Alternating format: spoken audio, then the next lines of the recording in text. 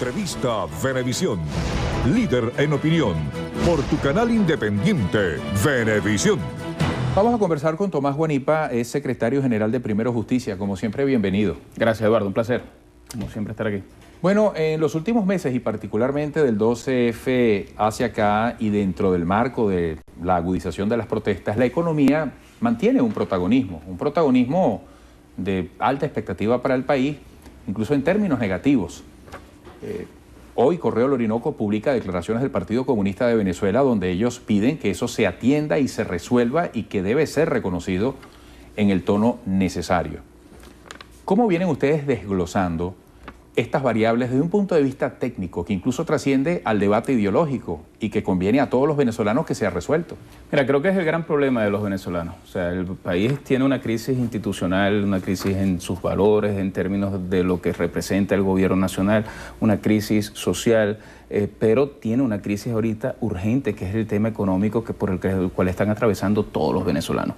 Cuando tú recorres cualquier parte del país te encuentras con las largas colas. Nosotros nos hemos dedicado a acompañar a la gente en esas colas y hablar con esa gente que está haciendo durante 4 o 5 horas colas para poder conseguir papel higiénico, para poder conseguir aceite, harina.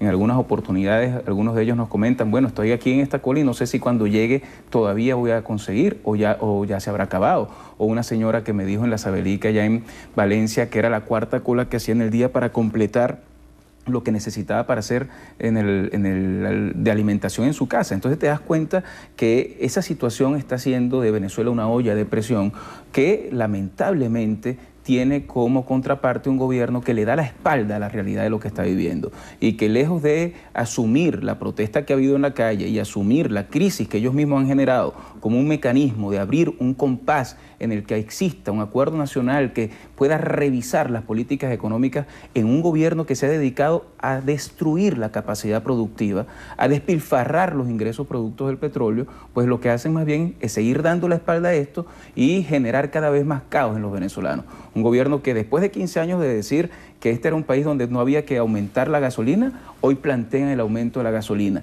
Un gobierno que le dice a los venezolanos que viene una reforma fiscal para meterle más mano en los bolsillos a los venezolanos. Un gobierno que este mismo mes y el mes pasado aumenta el pollo en 187%, el azúcar en 81%, los pasajes de transporte en 40%, anuncian un aumento de la luz, pero lo que le dicen a los venezolanos es que el aumento de sueldo es solamente de salario mínimo y un 30%. Un 30%, Eduardo, que no es más que esto, 30 bolívares diarios. 30 bolívares que le puede dar a una persona para comprar un café o si acaso para comprar un bollito de pan. 30 bolívares diarios es lo que el gobierno le está diciendo a los venezolanos, que es su aumento cuando la inflación en el año pasado fue de 56% y se estima que este año será del 70%. Entonces lo primero que tiene que hacer el gobierno es reconocer que el modelo económico que han utilizado durante estos años es un gran fracaso. Y es un fracaso porque genera daño en la calidad de vida de todos los venezolanos. La encuesta de Data-Análisis, la última que vimos, arroja que un 80% de venezolanos está inconforme con lo que está pasando en Venezuela y principalmente por la situación económica. Entonces, ¿qué tendría que hacer el gobierno? Atender, por ejemplo, las propuestas que hemos hecho en Primero Justicia, por ejemplo, la Ley de Producción Nacional, para impulsar la producción nacional en Venezuela. Pero ¿qué ha hecho durante 15 años? A cogotar al empresario privado, verlo como un enemigo, perseguirlo, expropiar, asumir ellos la capacidad de producción de áreas que antes estaban en sectores privados y que las han destruido por completo.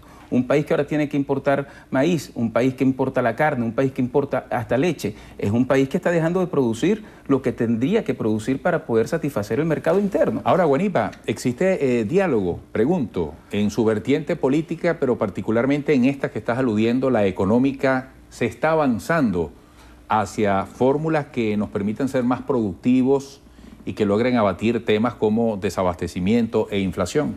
Es que mira, el diálogo puede existir, pero tiene que haber dentro de sí un profundo interés de rectificar las políticas que están llevando. Si el gobierno no rectifica en las políticas que está llevando, no hay forma de revertir el proceso económico que hoy estamos viviendo y que, insisto, está haciendo de Venezuela una olla de presión. Ayer mismo en Vargas hubo unas protestas muy fuertes que nadie puede decir que están influenciadas por ningún actor político, sino por gente en la calle que al ver que no había luz, pues sencillamente salieron a protestar. Y eso ocurre todos los días en Venezuela. Ocurrió más de 5.000 protestas el año pasado. Hemos vivido 2 meses de protestas muy fuertes en el país. Entonces el gobierno puede sentarse hoy, después de 15 años y de haber dicho prácticamente que con los empresarios no hablaban, después de haber acusado prácticamente de meter preso a los presidentes de Fedecámara y a quienes tienen iniciativa particular, hoy se sientan en una mesa. Pues muy bien, pero ese diálogo tiene que tener consecuencias. ¿Y tiene que tener consecuencias en qué? En tener una política económica mucho más sana, en poder impulsar la producción nacional y dejar de estarle regalando petróleo a otros países y regalándole dinero a otros países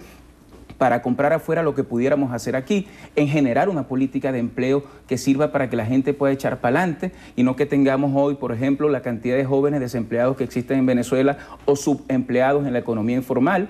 Hemos propuesto la ley de primer empleo también desde Primero Justicia y el gobierno nada ha hecho para revertir esa situación. Y en definitiva lo que tienes es un país que todos los días se va deteriorando más. Lo que te pasa cuando tú mismo vas al mercado o lo que le pasa a la persona en el barrio cuando tiene que hacer largas colas es la peor cara de un país donde la gente está siendo humillada, donde está siendo tratada de una forma indigna, cuando ha visto toda la cantidad de millones de dólares que le ha entrado a un país que pudo haber invertido esa cantidad de dinero en producir mucho más riqueza en el país, en generar mucho más empleo, en hacer una sinergia entre el sector público y el sector privado, y nada de eso ocurre y no existe ningún elemento que nos permita a nosotros pensar que el gobierno tiene algún plan para rectificar este desastre económico, cuando el mismo ministro Rafael Ramírez dice públicamente que el modelo económico venezolano ha sido exitoso. Que lo compare con cualquiera, inclusive con los países con quienes ellos se sienten aliados ideológicamente, como Ecuador o como Brasil, a ver si es que la política económica de Venezuela se parece o es una política económica que más bien repite los fracasos de lo que hemos visto en Cuba. Ahora, Guanipa, hablemos en ese escalafón, en esas prioridades que preocupan al venezolano, ¿dónde se ubica ahora la inseguridad? Porque estudios recientes decían que la agudización del problema económico es tal que para muchos pasa a ser un problema superior al de la inseguridad. Y antes de que se complicaran las cosas, desde el 12F en adelante, se venía hablando de patrullaje inteligente, de los cuadrantes y todas estas cosas. Incluso habría que analizar, te lo planteo, todo esto que ocurra en lo económico tiene incidencia también en la delincuencia, en la inseguridad. Por supuesto, cuando tú tienes una crisis económica como esta, pues por supuesto en sectores de donde hay gente que no tiene ni siquiera cómo alimentar a su hijo, empieza a generar una crisis de desesperación. Pero además creo que mucho de lo que tiene que ver con la violencia ha sido influenciado por un discurso que desde el gobierno promueve la división, promueve la confrontación entre los venezolanos, promueve que la crispación que termina generando también un clima de violencia. Cuando el mismo presidente de la República anuncia que si aquí llegase a haber una invasión yanqui en esa guerra que vive en la cabeza de ellos y que no tiene nada que ver con la guerra real que viven los venezolanos, que es la guerra contra la inseguridad, y dice que si llega a haber una invasión, pues aquí habrán grupos, personas, ciudadanos armados para defender a Venezuela, está reconociendo que en Venezuela existe un paramilitarismo en sectores y en barrios que nosotros hemos denunciado y exigido que sean desarmados, pero que van generando un clima de violencia que hoy Venezuela tiene, lo que lamentablemente son las cifras más altas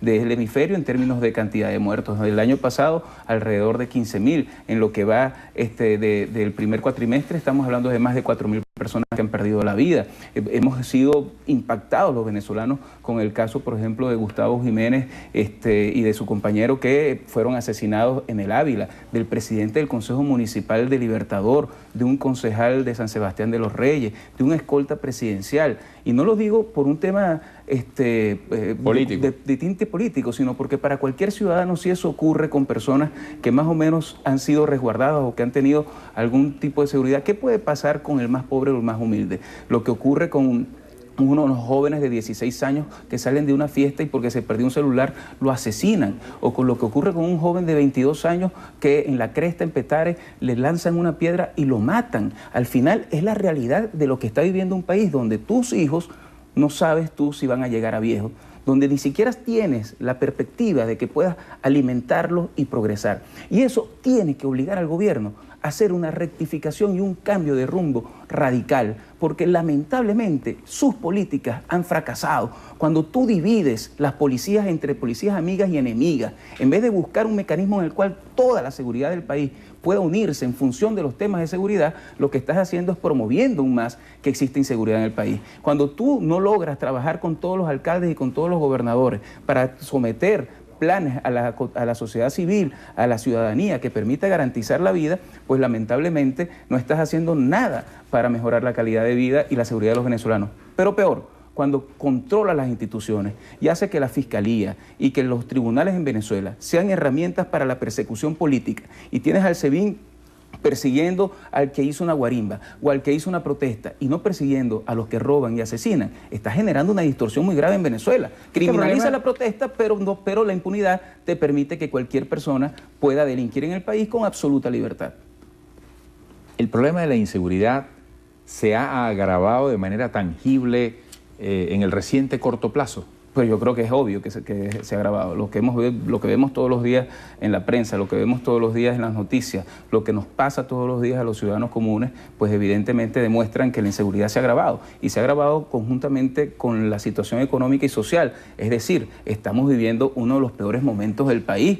Entonces tiene que haber una responsabilidad por parte del gobierno para asumir su cuota y poder asumir esa responsabilidad frente al país y las políticas de cambio que tienen que haber. Ahora, este es un país que cada día se le va cerrando más las válvulas de escapes, y las válvulas de escapes tienen que ver con lo que hemos planteado en la mesa del diálogo. Lo primero, tiene que cesar la represión política en Venezuela. No pueden criminalizar a quien piensa distinto. No puede un tribunal constitucional decirnos que el derecho a la protesta no es un derecho absoluto.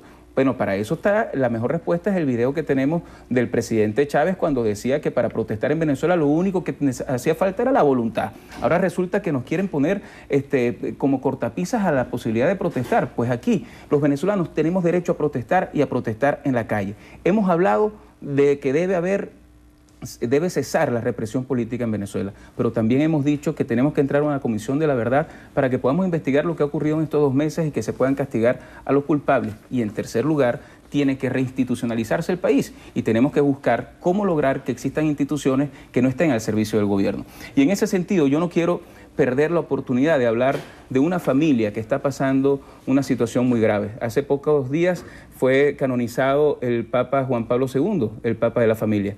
Esta es la familia Garzón, Hernando y Sandra Garzón. Tienen un pequeño hijo de 9 años. A las 1 de la mañana, cuerpos de seguridad se metieron en su casa, le sembraron artefactos explosivos y los metieron presos cuando nunca estuvieron nada que ver con ningún tipo de protesta violenta en su estado Barinas. Llevan ya 43 días presos, pero el gran drama de esta familia es que su hijo de 9 años está solo sin sus padres y el daño psicológico que esto genera es un daño que después no se puede reparar. Si nosotros queremos una reconciliación en Venezuela, si nosotros queremos que en Venezuela pueda existir paz y tranquilidad, tiene que haber respeto a quien piensa distinto y los órganos de seguridad no pueden estar para perseguir a quien piensa distinto, sino para perseguir a quien roba y a quien delinque. Por eso hemos exigido la libertad de los presos políticos, en este caso de Hernando, de Sandra, de Leopoldo, por supuesto, de Enzo Escarano, de Daniel Ceballos, de Iván Simonovic, de los 5 policías metropolitanos. En el año 93, Hugo Chávez firmó una carta donde pedía pues, una ley de amnistía a los miembros del Congreso de esa fecha. En el año 93 él decía que una ley de amnistía podía ayudar para que liberaran a los presos políticos. No es posible que hoy nos cerremos a quienes están solicitando pues, que cese la persecución política en Venezuela y entremos en un proceso de reconocimiento para que podamos buscar por los cauces democráticos y constitucionales los cambios que el país está requiriendo. Gracias por la visita. Gracias a ti. Mucho éxito. Tomás Buenipa, secretario general de Primero Justicia, hoy en entrevista a Venevisión, ahora en Drina. Hasta mañana.